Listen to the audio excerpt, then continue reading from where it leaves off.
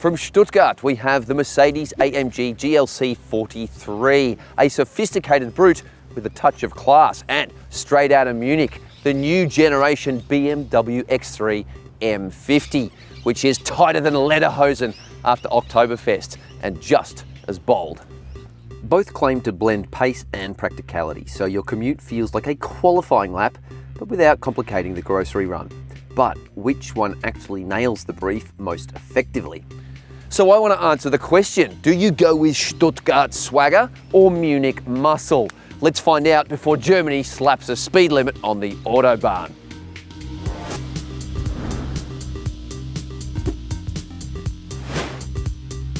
Both vehicles are mid-size luxury family SUVs, and both are packing plenty of heat, circa 300 kilowatts or 500 horsepower in the old money. In 2024, the Benz GLC wagon and coupe combined were more popular with buyers than the BMW X3 and X4 combined. But if you look at just the wagon models, GLC and X3, the BMW finished on top of the sales leaderboard. So the BMW X3 has had the upper hand in terms of sales, but this is going to be a close fight no matter which side of this German stoush you're on, because both vehicles have loads of performance, loads of luxury, and are surprisingly pragmatic. But you'll pay handsomely for the Germans. This one starts at $136K. This one, about $129,000. But when you add on-road costs and dealer delivery charges, you can add another $10,000 to the price of both. So while the AMG will cost around $146K to get on the road, the BMW adds a bunch of optional extras, including this individual tanzanite blue paintwork. It looks absolutely mint in the sun, it sparkles. Plus there's individual merino leather seats in amber and atlas grey, a trailer tow hitch, plus the parking assistant professional.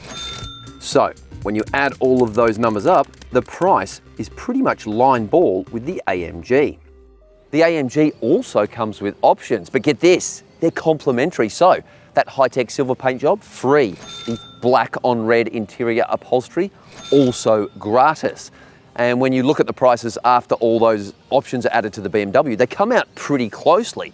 But at this juncture, the BMW is just a slightly bit more expensive. Both have 5-year warranties, but the Mercedes inches ahead with 5 years of free roadside assist versus BMW's 3 years. But the Benz cost significantly more to service. Apples and oranges. From 30 paces away, the Benz is all curves and muscle. And while it looks a bit lower and a bit tougher at a distance, up close the little details are nice, like these winglets on the front wheel arches, the gloss black accents, and the giant Benz star. One of my favourite visual elements on this vehicle are the wheels. They've got a bit of a retro look, and these 20-inch alloys actually have some pretty cool Bridgestone Potenza Sport tyres. They're staggered, so the back tyres are actually a bit wider, like a proper sports car. I like that. The other cool thing is the rear end. It looks way better than the front in my view. A pair of dual exhausts in black chrome and an aerodynamically optimised underbody as well. Plus there's also a small roof spoiler. The BMW is almost identical in size, although it does have a smaller wheelbase, and adopts far more angular optics with lots of sharp edges, and it's got a little ADHD with the LEDs as well. Check out the grille, I quite like it. The BMW doesn't have the winglets on the front guards, and there's no flat underbody cover like on the AMG, so it doesn't have quite as advanced aero, but the overall look, it's ultra modern and it pulls a few design cues from the XM, and I really do like what they've done with this angular shape. Plus you've got big black chrome exhaust pipes here and a more prominent roof spoiler. It's got bigger wheels, 21 inches in diameter, and they look great with a more Robotech design that suits the car's edgy visuals.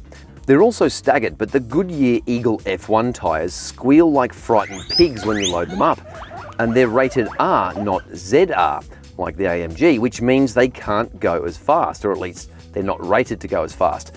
More on that in the drive section if you want to flick forward.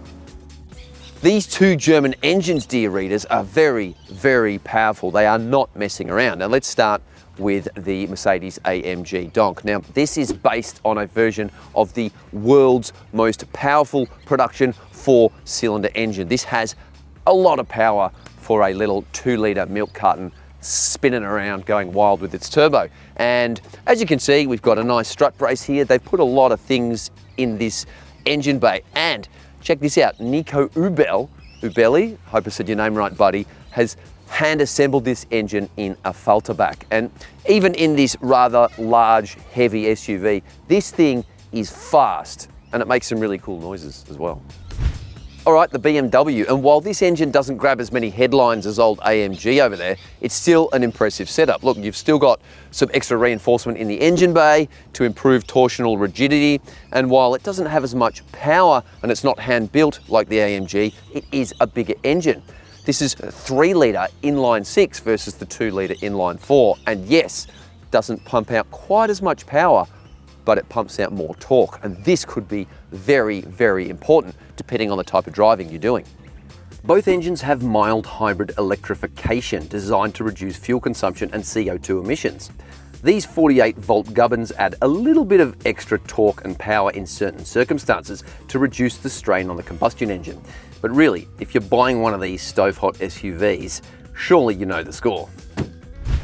This cabin layout has been around for a while. It's been part of the Mercedes-Benz ecosystem for many years, but it still presents quite well. I like the layout, big screens, a little bit classy, and there's some AMG trinkets here as well. The context-sensitive steering wheel buttons, this crimson finish on the seats and the doors and the center tunnel. This communicates the vehicle's performance intent very clearly. So, you know, you're not gonna get into it and go, oh, is this a GLC 200? How gauche. Fit and finish is good but not great. I love the overall design. Ergonomics are good and everything's within easy reach, but some dashboard materials feel a bit low rent. And the gear shifter, while super handy, is no different to a cheap Benz A180 city runabout. You get form-fitting seats with good side bolsters. They're 10-way power adjustable with 4-way power lumbar adjust. You've also got manual adjust for the headrest fore and aft, which is a nice touch. There's a quasi massage system that you can use here. You go to comfort, you click on the seat and you push play, and it uses the lumbar adjust to sort of slowly move things around. And look, it's better than nothing, but I wouldn't call it a massage. Another thing that's a bit disappointing is, oh, it's doing this seat too, is the leather quality. It's not terrible, but I would rather have higher quality real leather than this man-made leather than have the options of a whole bunch of vibrant colors. That's just me. I just think these in black, not so rough and firm, that would be kind of nice. That said, there are many redeeming features like the leather covering on the door inserts and the dash topper. The air vents are just lovely too. They're nicely engineered. And the beautifully finished Burmester speakers add some real class. The speakers are gorgeous and the sound quality ain't half bad either. Although for 15 speakers, I expected a little bit more depth and richness. You get an awesome steering wheel though. This is beautiful plush leather, a little bit perforated on the edges here, flat bottom. And although these steering wheel controls are a little touchy at first, there's little touch pads you've got to figure out, and there is a few controls. You do get used to them, but the pièce de résistance are these AMG context-sensitive digital buttons. They're a great way for you to go from chillax mode to maximum attack, twist, push, pump. Storage solutions in the AMG are reasonable rather than outstanding, but everything feels good. These softly damped butterfly doors, gorgeous. The concealed center console, all nice and soft and smooth. It is pretty nice to touch. The bin in here, medium sized. You've got 2 USB-C ports, that's nice. There's no cooling option in there. You can't pipe the air conditioning in, but you know, not the end of the world. So in here, you've got some incidental storage. You've got the wireless phone charger in there, another USB-C port, and pretty good sized spring-loaded cup holders too. That's not too bad. Glove box is pretty big, I like that. I don't like the fact that the 12-volt socket is all the way down here. I mean, it's good for passengers, but that's about it. And the door pockets are big and multifaceted. They do fit the 1 litre mega gulp with a bit of room to spare. That's cool. Tech levels are very good in this car. The native operating system delivers impressive response and refresh rates. And while there's a lot to the infotainment system, it's all fairly intuitive and easy to get your head around. I like the hard-coded temperature controls at the bottom, plus there's a handful of physical buttons below that, including for volume and a quick menu for crucial car functions. Verbal commands in this car are quite impressive too. You can do everything from open the windows to the sun blind, and she'll also give you information too. Check this out. Hey Mercedes. How may I help you? How much fuel do I have left? You can still drive 134 kilometers. Thanks. I was expecting you're welcome, but hey, you know, it's all right. Apple CarPlay and Android Auto work a treat, wired and wireless, but there is a fair bit of lag when using the latter. The native GPS sat-nav is easy peasy and quite powerful too, and displays instructions into the large and effective head-up display as well. There's heaps of customizability to the head-up display as well. There's different features, there's different themes. It's big, it's bold, it's easy to read, and it's easily one of the best head-up displays available on the market today. Top stuff, Benz boffins. The digital driver's display is also very good and has ridiculous levels of adjustability and themes, so you can program your setup just the way you like it. There's even an off-road mode, although given its road-hugging stance and low-profile sports tyres, you'd have to be pretty plucky to take this bad boy up the Canning stock route. The reversing camera is really good, with a handful of passive camera angles and really good 3D modes you can adjust in every which way. The speed and smoothness of the system also suggests the car is packing plenty of processing power. There's also a self-parking system. Okay, we're in the BMW X3, and right away, there is no question that this is a more modern looking and more luxurious vehicle than the Mercedes. Oh, Andy doesn't agree. And look, I respect Andy's opinion, but have a look at these leather seats. The quality is, and they're actual leather, the quality is so much better than the rough synthetic leather in the Mercedes. There's no crappy dashboard plastics. It just feels better. And coming back to those leather seats, sorry Andy, that's my opinion.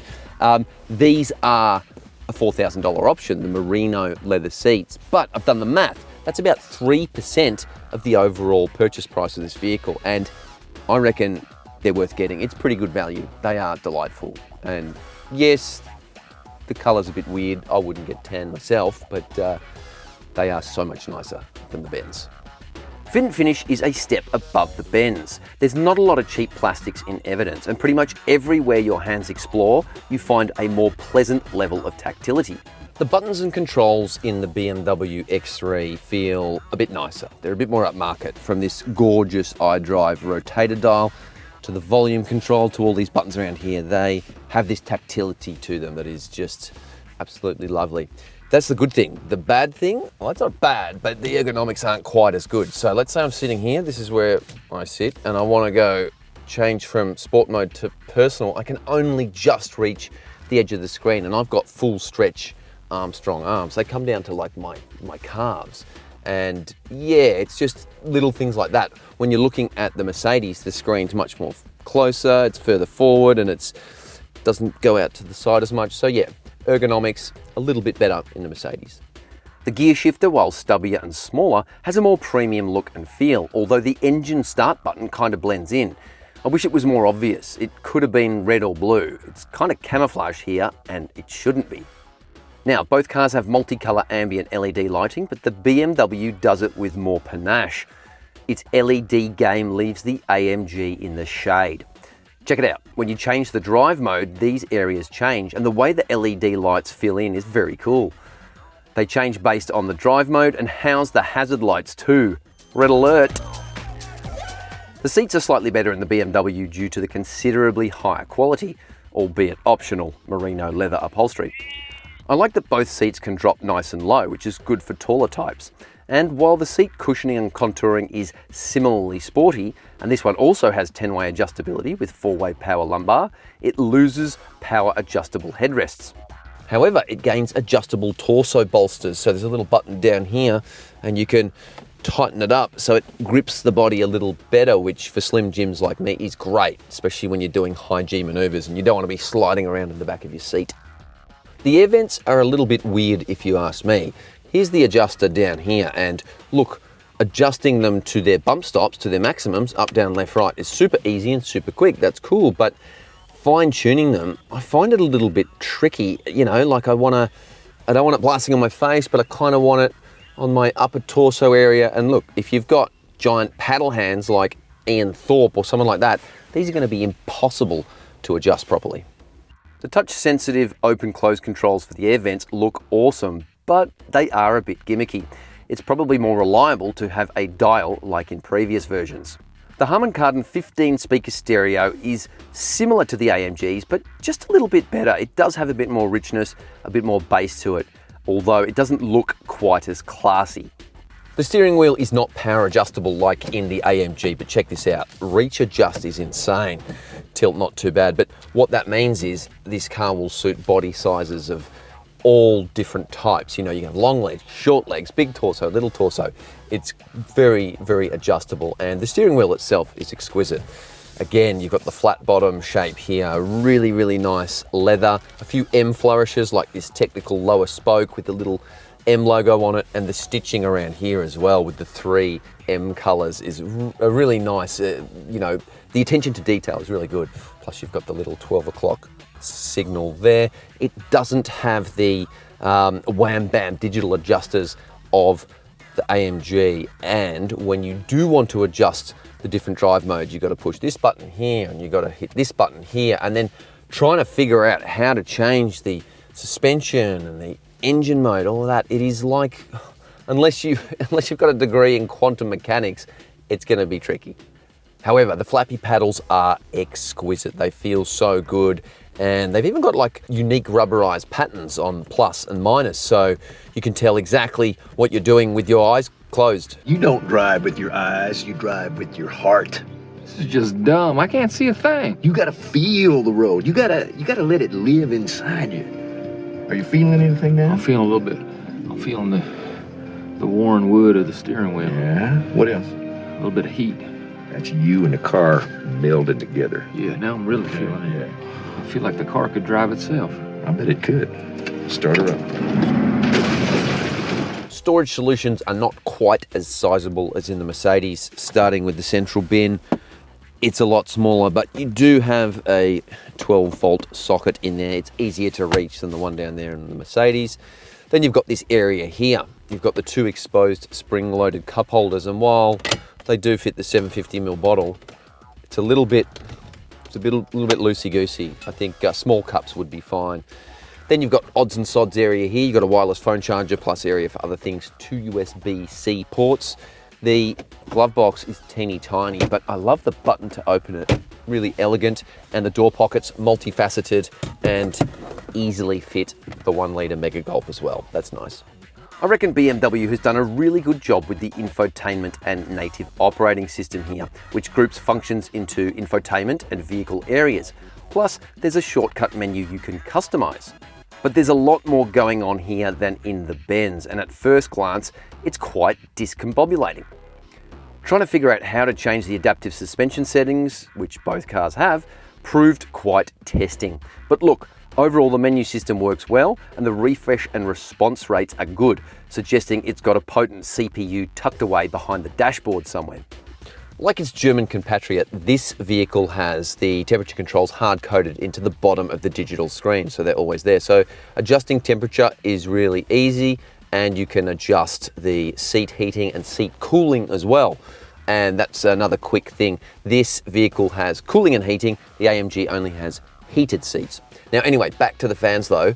Adjusting the fan speed requires an extra touch compared to the AMG. That's always on the screen, so it loses a bit of points in that respect. There's a few more buttons and processors involved. Verbal commands work well, but the AI system floating around in its digital innards is not quite as clever as the old girl in the Merc.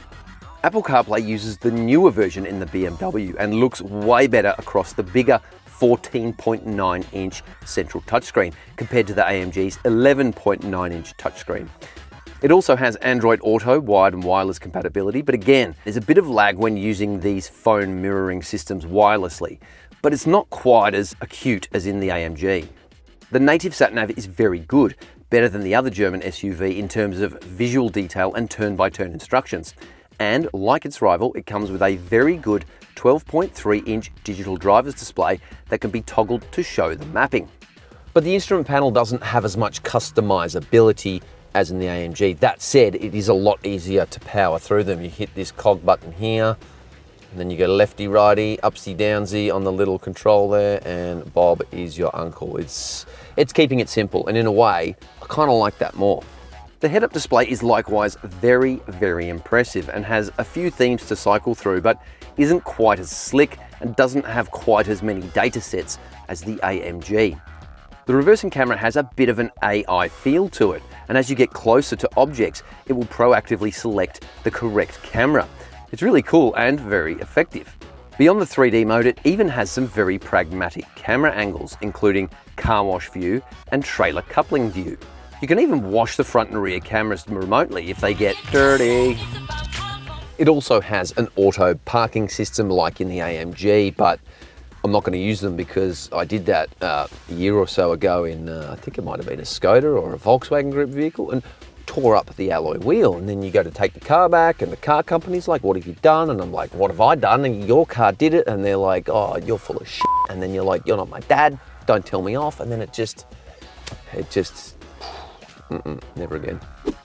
In terms of what these vehicles have and don't have, well, they pretty much get everything except massaging seats. I wish they both had that, because after a long day of chasing apexes, there's nothing more soothing than a cat paw back rub. Safety systems are very impressive for both SUVs, naturally. German luxury cars have always prided themselves on being safe and secure, and these two scorchers are no exception. That said, the Benz has 6 airbags versus 10 in the BMW. Make of that what you will. Back seat of the AMG, there's a lot to like, and there's a little bit not to like. So we'll start with the good stuff first. Comfort levels are very good. Fold that down, lean back. There's a bit of contouring in the seats and good armrests, and you can relax here. The headrests are nice and soft. Don't mind that at all. This is a bit weird though. When you do that, like, what is that? Is that for your phone so you can watch a TV show like this? I don't know what it is, but then you half push it, you get the cup holders. It took me a while to figure that out. Anyway, space in here is pretty good. I've got heaps of leg room. I can get my feet way under the seats, and weirdly, there's a light down there. So I guess if you've got your Manolo Blahniks from Sex and the City 1998, you can look at them under the seat. I just think that's crazy to spend that much on shoes. You know how much Manolas are? You used to wear Manolas. Headroom is pretty tight, but that's because of this huge panoramic glass roof, and I do like it. I've got a great view of the gum trees sitting here. Fluffy clouds in the sky. Amenity though, not so great. Yes, you've got these beautiful air vents here, a little bit like the front ones, a little bit more plasticky, but I can't find any USB ports. I mean, let me know in the comments if I've got it wrong and they're hidden somewhere that I haven't found, but I think that's a big oversight, because, you know, these back seats are very usable. They're roomy, yet no USB ports. I also like the finish. It's very classy. A little bit Sex and the City once again. Look at this, you've got silver bits here, you've got this pop-out piano black section, and there's LED lights in there and leather everywhere, and it really does present quite nicely. And of course, if you've got kids, you've got 2 ISOFIX and 3 top tether child seat anchorages as well. So back seats of the BMW, and it's just a little bit nicer thanks to that higher quality merino leather upholstery. Really, really nice. The cushioning is pretty similar. It's not exactly soft, it's more supportive. But I do like this. All the seatbelts in this car have the little M colors on there, nice little attention to detail. But like the Mercedes, the 2 armrests, lean back, this is comfy, this is nice. I would be happy spending some time back here. Headrest's not quite as soft and supple as in the Mercedes, but that's okay. It also has a light down here at your feet. So mate, if you've got those Jimmy Choos on, you can be admiring those all day. I personally wouldn't wear them because I have calluses on my heels. They're disgusting.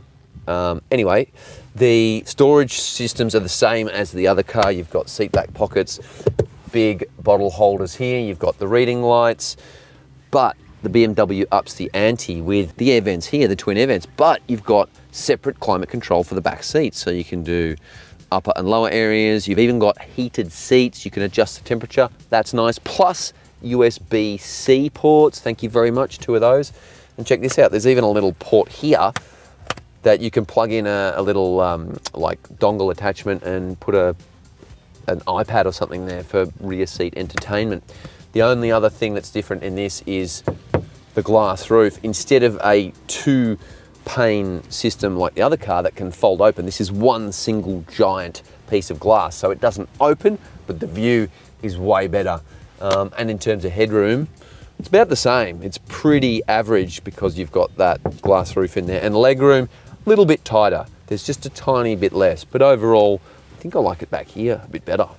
Twin ISOFIX and top tether anchorages are in there as well. The Mercedes AMG boot is pretty good. It's got lots of width, it's got lots of length, but it lacks a bit of depth. And there's pros and cons to this. So underneath here, that's where all the depth has gone. It's huge because there's no spare tire. There's a lot of space under there, but to access it, you got to lift and fiddle, and if you got your hands full, a bit annoying. The positive side is that you've got this nice flat load floor, so getting your goods in is nice and easily. So if you're not filling it all the way up, it works pretty well. It's very seamless.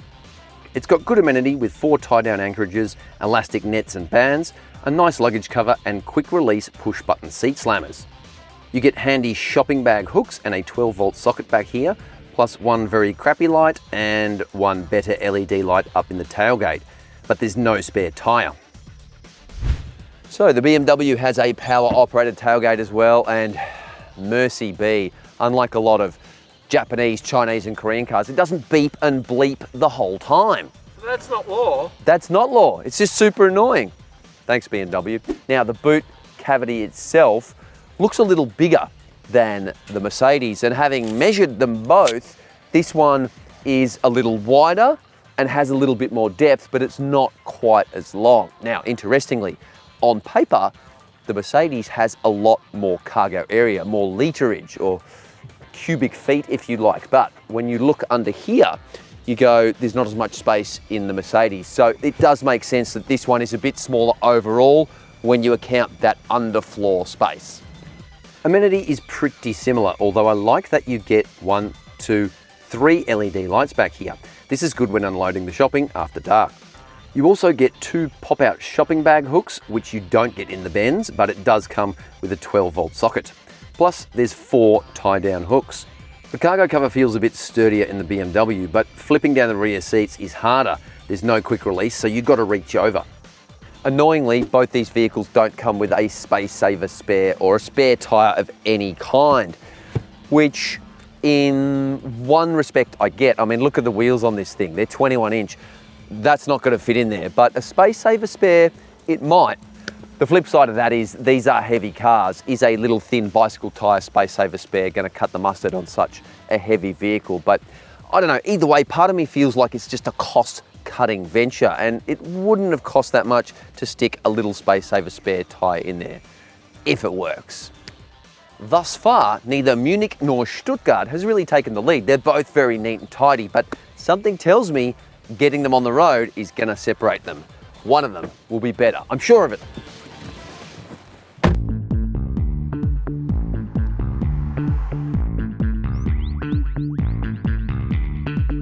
At this point, it might be worth mentioning that this AMG I'm driving here is built in Germany, but the BMW is manufactured in tariff-happy America. Now, I don't want to get into all that stuff, but the only politics I do want to get into is left and right corners, preferably at 6,000 RPM. Whoop, whoop. The AMG powertrain has an aggressive, almost mischievous persona. It feels raw, responsive, and properly quick. Pushing the engine to its rev limiter is very, very enjoyable, and it makes reasonably engaging noises while doing it. It's fair to say the Turbo 4 may not have the old V6's charm, nor the rifle cracks between gear shifts, but it punches well above its weight in terms of outright pace. And when it comes to the 9-speed AMG tuned wet clutch automatic gearbox, it snaps through ratios with the alacrity of a caffeinated cheetah late for a job interview. In other words, it's pretty snappy. And it performs really well under duress when you're really giving it some shtick. But even better is the manual mode. Hit the paddles and the downshifts are super quick. The upshifts, very nice. It's responsive. In terms of handling dynamics, the AMG feels light on its feet and more nimble than the BMW. You can chuck it into corners with more intensity, and it sometimes takes you by surprise how quickly you arrive at the corner. As my good friend Bruce would say, there's a bit of sphincter puckering when you arrive at the apex of a corner far quicker than expected, but this car deals with it because it has better turn-in than the BMW X3. It's got rear axle steering, and its Bridgestone Potenza tyres deliver a bit more traction. So it just grips and goes, and it does it a little bit better than the X3. Indeed, the AMG feels precise and predictable through corners, even really tight ones, which is impressive for a vehicle of this size and weight. The all-wheel drive system keeps it planted, but there's always a sense of controlled aggression going on.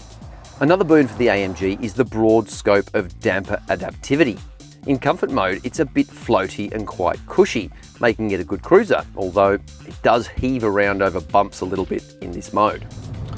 Chuck it in Sport Plus mode and the suspension firms up, but it's not what I'd call jagged or fidgety, and that's a testament to AMG's suspension tuning talents and also the quality of the dampers. Both SUVs offer solid forward visibility, and the well-placed mirrors provide decent rearward views. However, the AMG's slightly lower driving position makes it feel sportier but less commanding. The X3 M50 gives you that classic high-up SUV confidence. Final thoughts on the AMG? Well, it's a weapon.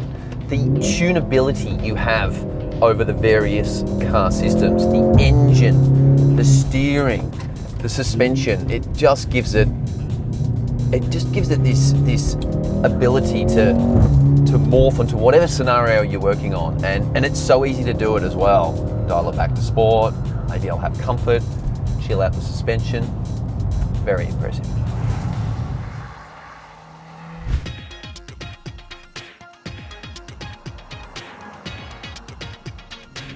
Okay, so the AMG has set a high watermark in the luxury performance SUV category, but this is the all-new generation X3, and right away it feels responsive and lithe. Doesn't quite have the loud, raw exhaust note of the AMG, but it's got this lower frequency thrum that is just tremendous, and especially as the revs rise.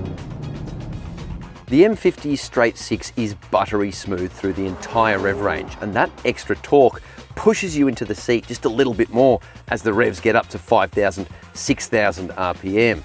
But the conventional 8-speed auto isn't quite as aggressive or rapid in its changes at full noise.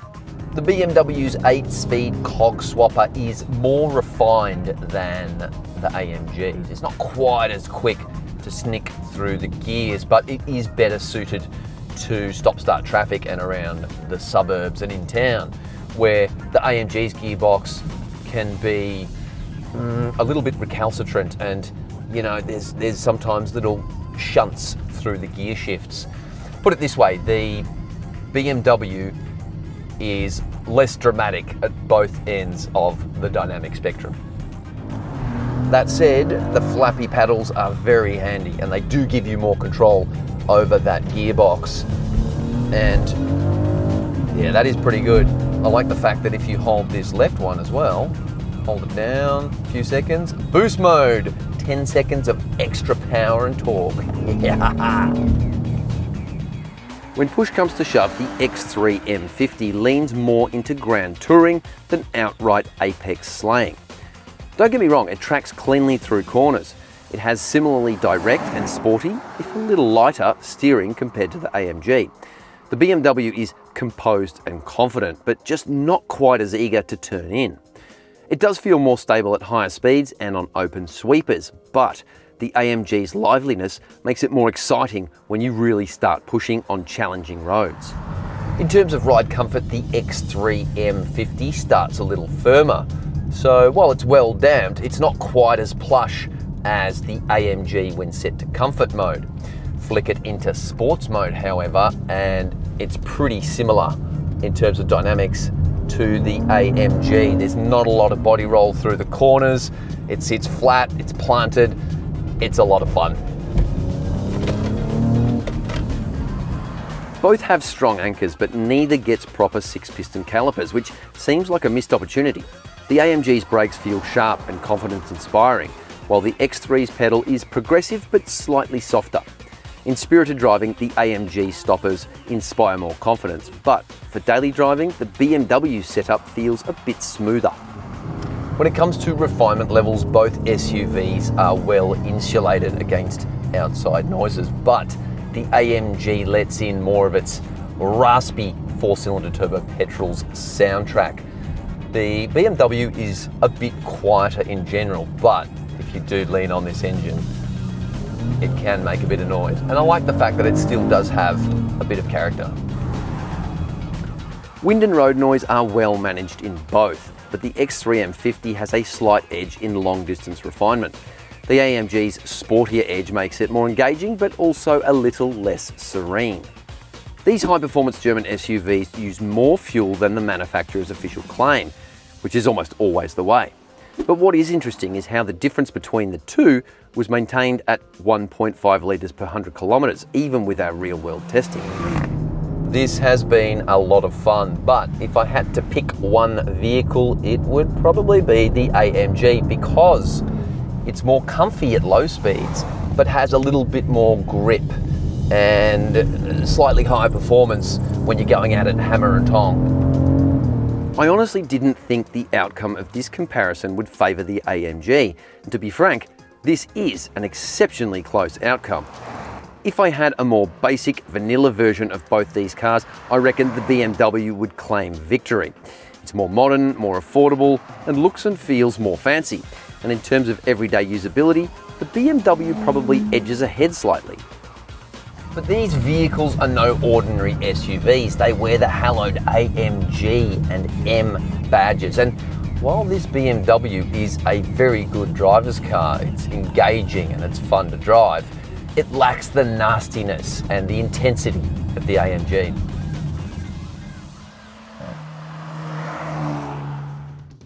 So, if you're paying close to 150k for one of these scorching German SUVs and you want something to show for it, the AMG is the performance pick.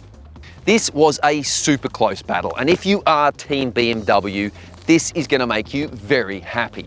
But at the end of the day, the AMG drives better, it sounds better, and it performs better at white knuckle speeds. So, Stuttgart wins! Wunderbar!